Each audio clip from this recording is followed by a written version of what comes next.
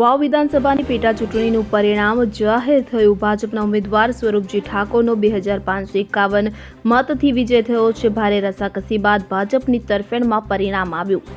ભાજપે વિકાસનો વિજય ગણાવ્યો તો કોંગ્રેસે પ્રજાએ જે મત આપ્યો અને તેને માન્ય રાખ્યો છે, તો માવજીભાઈએ મતદારોનો આભાર વ્યક્ત કર્યો છે।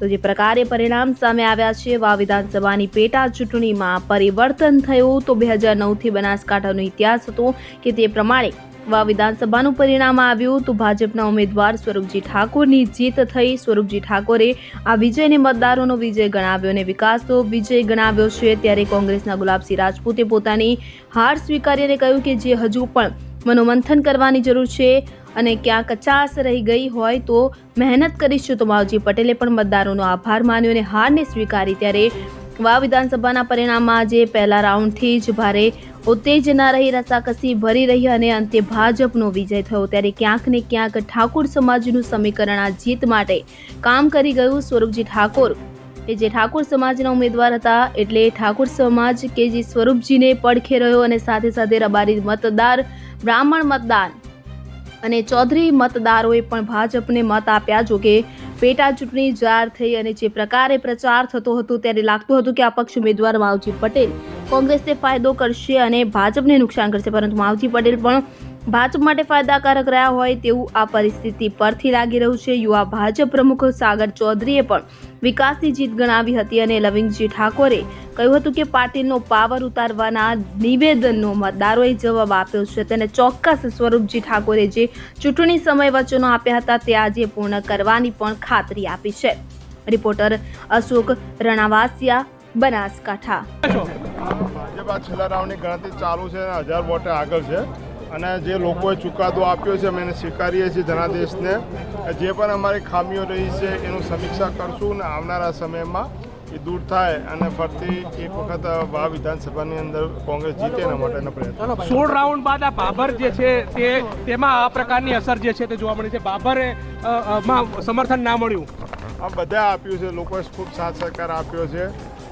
વિપક્ષમાં હતા, તંત્ર એમની જોડે હતું, છતાં 1500 જેટલા નજીવા વોટનું જ માર્જિન રહ્યું છે, એટલે એમાં ભાભરે સાથ આપ્યો, વાવ સોઈગામે ઘણો સાથ આપ્યો છે। બધાનો આભાર માનું છું, આપના માધ્યમથી વાવ સોઈગામ ભાભરની જનતાનો આભાર માનું। ક્યાં એવી ચૂક રહી ગઈ કે જે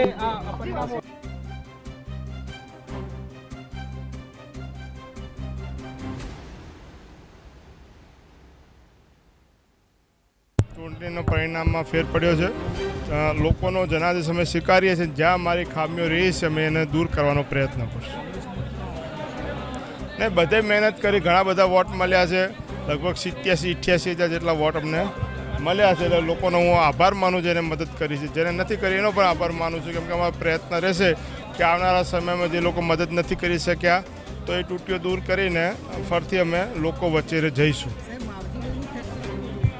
હવે તો બૂથોના આંકલન કરીએ, સમીક્ષા કરીએ, એના આધારે ખબર પડે કે કોને ક્યાં નુકસાન થયું છે।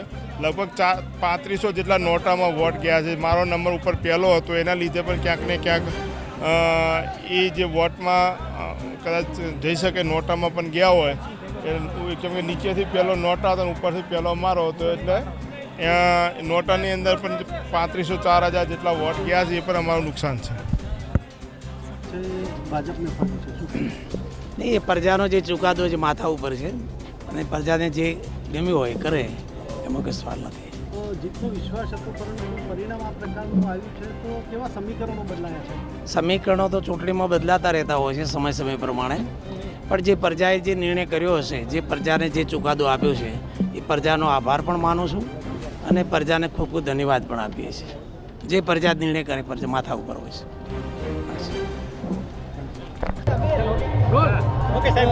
લવિંગજી, આ ચૂંટણીમાં ખાસ મહત્વની વાત એ હતી કે માવજી પટેલે કહ્યું હતું કે પાટીલનો પાવર ઉતરશે, શું કહેવું છે? સાહેબ, વાતો આ બધી વાતો છે, આ વાવની જનતા, 7 વાવ વિધાનસભાની જનતા ઝવેરી છે, એ જે બોલેલા હોય ને એને પોતપોતાનો એ જવાબ મળી ગયો છે અને આપી દીધો છે। એટલે જનતાનો જેટલો આભાર માનીએ એટલો ઓછો કે ભારતીય જનતા પાર્ટીને, વિકાસને જનતાને મત આપ્યો છે એ બદલ એમનો ખૂબ આભાર। કેમ કે કેન્દ્રમાં મોદી સાહેબ મજબૂત છે, સરકાર ચલાવે, અહીંયા ભૂપેન્દ્ર પટેલ સાહેબ ભારતીય જનતા પાર્ટીની સરકાર ડબલ એનજીની સરકાર અને જે લોકોનો સતત વિકાસ આગળ વધાવી રહ્યા છે એ વિકાસને વેગ આપ્યો છે એ બદલ વાવની જનતાનો જેટલો હું આભાર માનું હૃદયથી એટલો ઓછો છે. આભાર માનું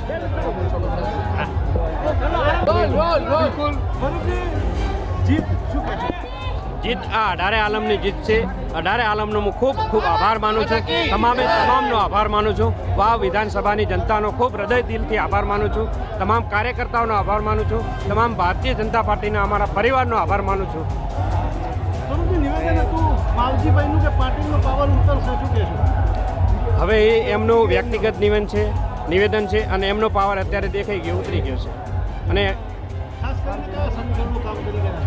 18 આલમના આશીર્વાદ સમીકરણો કામ કરી ગયા છે. હવે વાવનો વિકાસ કઈ દિશામાં? હવે વાવનો વિકાસ અમારા જે મોદી સાહેબની જે વિકાસની યાત્રા છે એ ખૂબ ઝડપીથી વાવના વિકાસને આગળ વધાવશે. ઓકે, ભારત માતા કી જય.